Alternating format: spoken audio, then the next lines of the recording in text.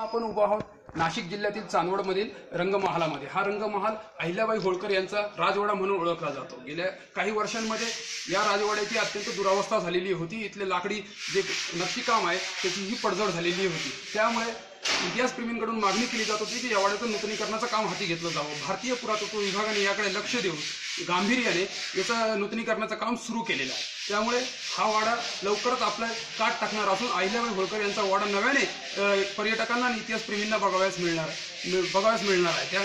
त्यामुळे या वाड्यामध्ये सध्या आपण बघू शकता की मोठ्या प्रमाणात युद्ध पातळीवर कामकाज सुरू झालेलं आहे। नूतनीकरणाचं हे कामकाज सुरू असताना वाड्यामध्ये जे नक्षीकाम आहे, लाकडी नक्षीकाम आहे, हे या वाड्याचं मोठं वैशिष्ट्य आहे। यासाठी भारतीय पुरातत्व विभागाकडून युद्ध पातळीवरती त्याचं रंगकाम केलं जात आहे। त्या नक्षीला झळाळी देण्याचा प्रयत्न सुरू आहे। त्यामुळे हा वाडा लवकरच आपले रूप पलटणार असून या वाड्याचं नवीन रूप आकर्षक आणि टिकाऊ स्वरूपात पर्यटकांना बघायला मिळणार आहे। कॅमेरामॅन सतीश डोंगरेसह